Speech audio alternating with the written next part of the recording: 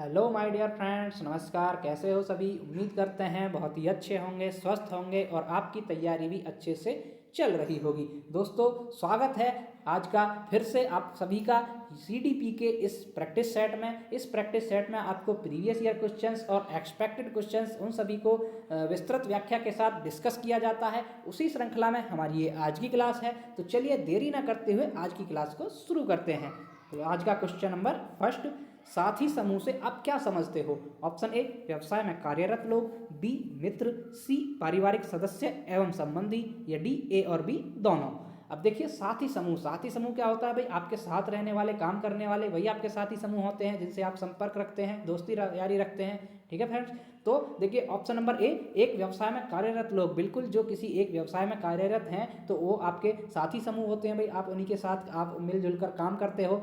मित्र, आपके जो मित्र होते हैं वो भी आपके साथी समूह होते हैं। तो ये ऑप्शन नंबर डी बिल्कुल सही होगा, ए और बी दोनों। ऑप्शन आपका डी बिल्कुल राइट है। चलिए आगे बढ़ते हैं। क्वेश्चन नंबर 2, बालक का सामाजिक विकास प्रभावित होता है। ऑप्शन ए, सामाजिक आर्थिक स्तर से, बी, विद्यालय से, सी, परिवार से, या डी, इनमें से सभी से।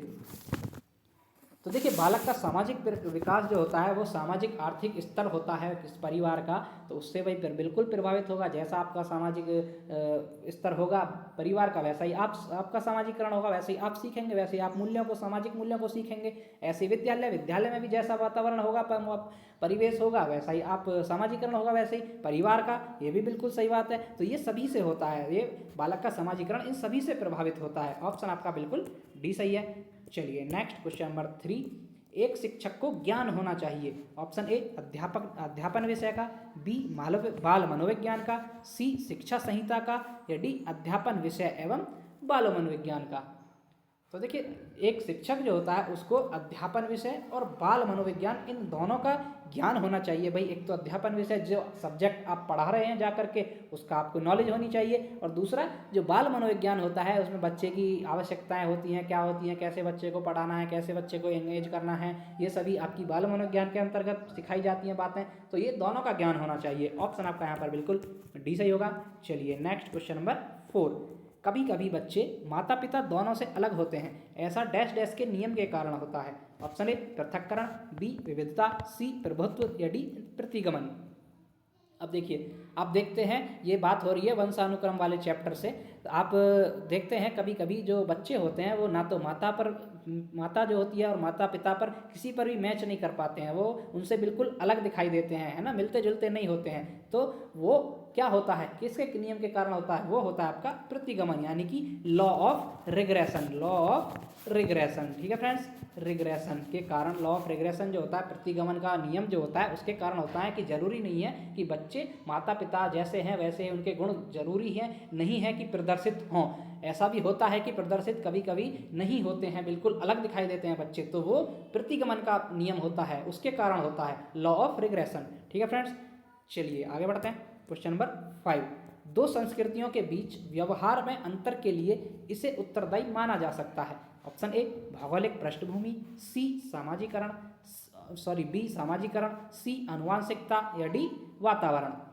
अब देखिए, कोई दो संस्कृतियां हैं, उनके बीच व्यवहार मिलता है भाई, आपको बिल्कुल मिलेगा। कोई जिसकी संस्कृति अलग है भाई, उसकी अलग है, तो व्यवहार तो मिलेगा दोनों के बीच। वो उसके लिए उत्तरदायी क्या होता है? वो होता है आपका समाजीकरण, यानी कि जैसे जैसे आपका इधर समाजीकरण के मूल्य अलग बनाए हुए हैं, इस संस्कृति में अलग बनाए हुए हैं भाई, अलग अलग मूल्य हैं, सामाजिक मूल्य या सामाजिक जो भावनाएं होती हैं वो होती हैं आपकी सामाजिकता के कारण, सामाजीकरण के कारण ही दोनों संस्कृतियों के बीच व्यवहार में अंतर पाया जाता है। इसीलिए ऑप्शन आपका बिल्कुल भी सही होगा। चलिए नेक्स्ट, क्वेश्चन नंबर 6, नवीन जानकारी को शामिल करने के लिए वर्तमान अवधारणा में बदलाव की प्रक्रिया डैश डैश कहलाती है। ऑप्शन ए, अनुकूलन, बी, आत्मसातकरण, सी, समायोजन, या डी, अहम केंद्रितता। तो देखिए, कोई भी नवीन जानकारी को शामिल करके और वर्तमान अवधारणा या स्कीमा जो होती है उसमें बदलाव करते हैं आप, है ना, तो बदलाव करते हैं, वो आपकी समायोजन कहलाती है। वो आपने समायोजित कर लिया किसी चीज़ को भाई, आपको पहले कुछ पता था, कोई चीज़, मान लीजिए कोई नियम था, आपको पता था ऐसे ऐसे होता है, अब कोई नई नवीन जानकारी या उसमें कोई नवीन अपडेट आ गया तो वो आपको पता लगा, तो आपने उसी जानकारी को, पुरानी जानकारी को जो बदलाव किया, उसमें जो पुरानी जानकारी थी आपकी, उसमें नई जानकारी के द्वारा बदलाव किया, तो वो आपका समायोजन कहलाता है। ऑप्शन आपका यहाँ पर बिल्कुल सी सही होगा। चलिए नेक्स्ट पर चलते हैं। क्वेश्चन नंबर 7, बाल केंद्रित शिक्षा शास्त्र का अर्थ है। ऑप्शन ए, बच्चों को नैतिक शिक्षा देना। बी, बच्चों को शिक्षक का अनुमान और अनुकरण करने के लिए। सी, बच्चों को अभिव्यक्ति और उनकी सक्रिय भागीदारी को महत्व देना। सी, ऑप्शन डी, बच्चों को पूर्ण रूप से स्वतंत्रता देना।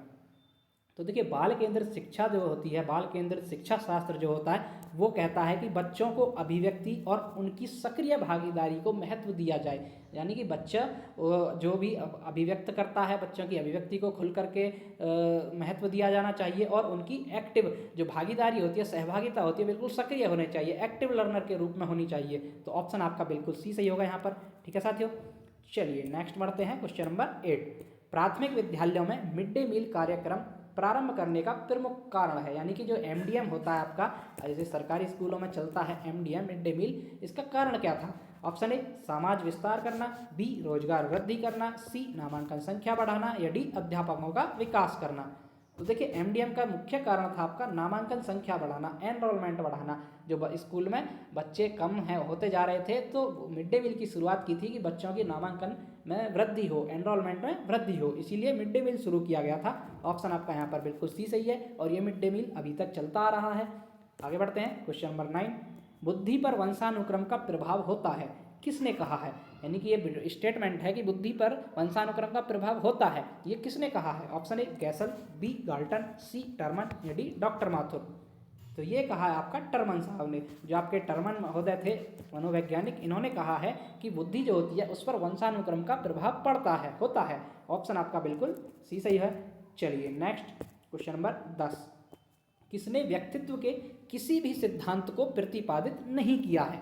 Option A, B F. Skinner. C, B, Sigmund Freud. C, Allport. या डी, रेमंड बी कैटल। अब देखिए, आप किसी भी व्यक्तित्व का कोई भी सिद्धांत नहीं दिया है, वो किसने नहीं दिया? वो नहीं दिया आपका बी.एफ. स्किनर। जी हाँ, वही स्किनर महोदय हैं जिन्होंने आपका नैमित्तिक अनुबंधन का सिद्धांत, क्रिया प्रसूति का सिद्धांत चूहों पर प्रयोग किया था। वो आपका इन्होंने अधिगम का सिद्धांत दिया है, ना कि व्यक्तित्व का। इन्होंने आपका किसका सिद्धांत दिया है? अधिगम का, है ना। जबकि सिगमंड फ्रायड, ऑलपोर्ट और आर.बी. कैटल जो है, इन्होंने व्यक्तित्व के सिद्धांत दिए हैं। तो ऑप्शन हमारा ए राइट होगा यहाँ पर। चलिए आगे बढ़ते हैं। क्वेश्चन नंबर 11, डैश डैश ने व्यक्तित्व के 16 पीएफ अनुसूची का निर्माण किया है। Option A, Allport. B, Eysenck. C, Cattell. या डी, रोजर्स। तो देखिए, 16 पीएफ जो व्यक्तित्व परीक्षण है, ये इसका निर्माण किसने किया है? वो किया है आपका आर.बी. कैटल ने। ठीक है फ्रेंड्स, ये आपका आर.बी. कैटल ने किया है 16 पीएफ परीक्षण का निर्माण। ऑप्शन आपका बिल्कुल सी सही है। देखिए, यूपी टेट में पूछा गया क्वेश्चन था। चलिए नेक्स्ट, क्वेश्चन नंबर 12, एक शिक्षक को ऐसी गतिविधियों की रूपरेखा तैयार करनी चाहिए जो डैश डैश को बढ़ावा देती हैं। ऑप्शन ए, निराशा। बी, अभिसारी उत्तर। सी, अपसारी चिंतन। या डी, मात्र रटन। तो देखिए, एक शिक्षक को कैसी गतिविधियां बनानी चाहिए? तो एक शिक्षक को ऐसी गतिविधियां बनानी चाहिए जिसमें बच्चा ज़्यादा से ज़्यादा इन्वॉल्व हो, एक्टिव लर्नर के रूप में कार्य करे, बच्चे सहभागिता हो बच्चों की उसमें, है ना। तो वो होता है आपका अपसारी चिंतन में। अपसारी चिंतन में ही ये संभव है। अपसारी चिंतन क्या होता है कि बच्चे खुद से अपना नए नए मौलिक परिणामों को अभिव्यक्त करते हैं, एक ही तरीके से नहीं सोचते हैं, विभिन्न अलग अलग तरीकों से खोज करते हैं आप किसी भी समस्या को हल करने में। तो ये आपका ऑप्शन नंबर सी बिल्कुल सही जवाब होगा।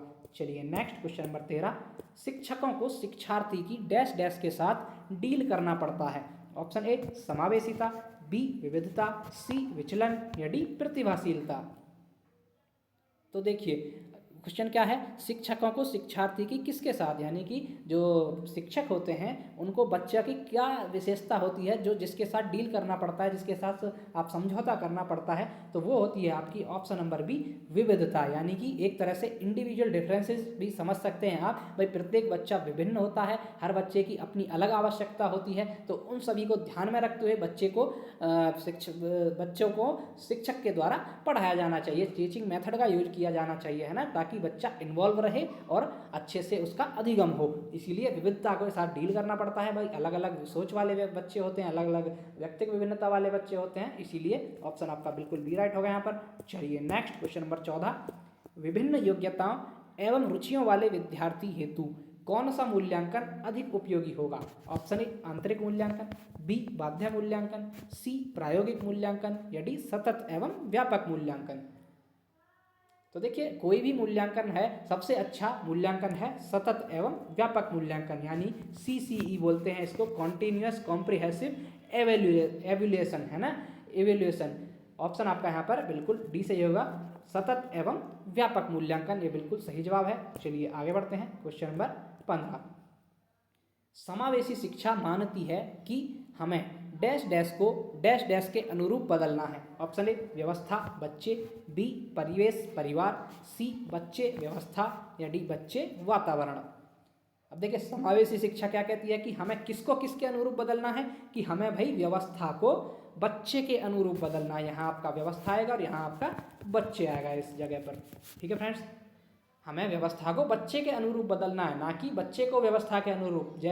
जैसे बच्चे की डिमांड है, जैसा बच्चा सीखना चाहता है, जैसे बच्चे को व्यवस्था की आवश्यकता है, तो व्यवस्था बच्चों के अकॉर्डिंग होनी चाहिए। ये समावेशी शिक्षा मानती है, कहती है। ऑप्शन आपका यहाँ पर बिल्कुल ए सही होगा, और यही आपकी छात्र केंद्रित शिक्षा होती है, बाल केंद्रित शिक्षा होती है, वो भी यही कहती है कि व्यवस्था को बच्चे के अनुरूप बदलना है हमें। ऑप्शन आपका ए सही है यहाँ पर। चलिए नेक्स्ट क्वेश्चन नंबर 16, सृजनात्मकता मुख्यतः किससे संबंधित है। ऑप्शन ए अति सक्रियता, बी कम बोधगम्यता, सी अभिसारी चिंतन, या डी अपसारी चिंतन।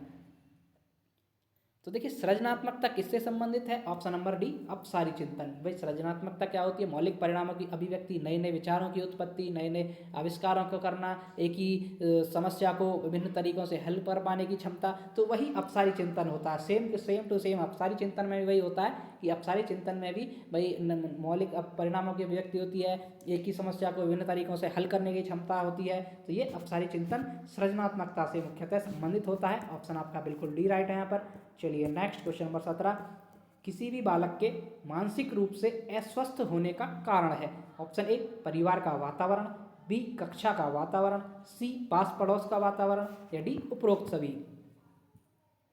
अब देखिए किसी भी बालक का जो मानसिक रूप से अस्वस्थ होना, यानी कि वो भाई अस्वस्थ है या स्वस्थ है, मानसिक रूप से एक तरह से प्रभाव पड़ना, वो सभी होता है। भाई परिवार का वातावरण जैसा होगा बच्चे के मानसिक स्वास्थ्य पर वैसा ही प्रभाव पड़ेगा। भाई परिवार में रोज कलह होती है, रोज लड़ाई झगड़े होते हैं, तो बच्चे का मानसिक स्वास्थ्य खराब ही होगा। ऑप्शन बी कक्षा का वातावरण, बिल्कुल है, कक्षा का वातावरण अच्छा नहीं होगा तो बच्चे के मानसिक प्रभाव पड़ेगा, बिल्कुल पड़ेगा। और पास पड़ोस का वातावरण भी, जो आस पड़ोस का वातावरण भी अच्छा नहीं है तो बच्चे का मानसिक स्वास्थ्य भी अच्छा नहीं होगा। इसीलिए सभी के सभी ऑप्शन बिल्कुल सही हो जाएंगे। ऑप्शन आपका डी राइट है यहाँ पर। चलिए नेक्स्ट क्वेश्चन नंबर 18, मैकडूगल के अनुसार मूल प्रवृत्ति की संख्या होती है। ऑप्शन ए 12, बी 14, सी 15, या डी 10। जो विलियम मैकडूगल था, इनके अनुसार जो मूल प्रवृत्ति होती हैं वो होती हैं 14। कितनी होती हैं भाई, 14। कितनी मूल प्रवृत्ति होती हैं, 14 होती हैं। ये आपका यूपी टेट में 2-3 बार पूछा गया है, कई बार रिपीट हुआ है क्वेश्चन। मूल प्रवृत्तियों की संख्या 14 होती है। चलिए नेक्स्ट पढ़ते हैं क्वेश्चन नंबर 19, सीखने की प्रक्रिया को प्रभावित करने वाले कारक हैं। ऑप्शन ए अनुकरण, बी प्रशंसा एवं निंदा, सी प्रतियोगिता, या डी ये सभी। अब देखिए सीखने की प्रक्रिया जो होती है उसको प्रभावित करने वाले अनुकरण भी होता है, प्रशंसा भी होती है, निंदा भी होती है, और प्रतियोगिता, यानी कि ये सारे के सारे सीखने की प्रक्रिया को प्रभावित करते हैं। इसीलिए आपका ऑप्शन नंबर डी यहाँ पर बिल्कुल सही जवाब है।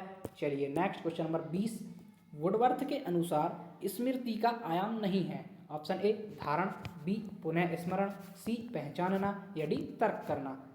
तो देखिए स्मृति का आयाम क्या है, धारण। भाई स्मृति क्या होती है आपकी, आपका धारण करना, किसी भी सूचना को धारण करना। पुनः स्मरण, भाई स्मृति वही होती है बाद में उसको पुनः स्मरण करना, पुनः याद कर पाना कि ये चीज़ हुई थी। ऑप्शन डी सी पहचानना, बिल्कुल स्मृति का आयाम है, स्मृति में पहचानना भी शामिल होता है, लेकिन तर्क करना जो होता है ये स्मृति का आयाम नहीं होता है। इसीलिए ऑप्शन आपका यहाँ पर बिल्कुल डी राइट होगा। तो दोस्तों ये थी हमारी आज की क्लास। आपको क्लास कैसी लगी कमेंट करके ज़रूर बताएं। जो भी साथी चैनल पर पहली बार हैं कृपया चैनल को सब्सक्राइब कर लें, ताकि ऐसी ही इन्फॉर्मेटिव क्लासेस और वीडियोज आपको डेली मिलती रहें। तो चलिए मिलते हैं नेक्स्ट वीडियो में, तब तक के लिए धन्यवाद।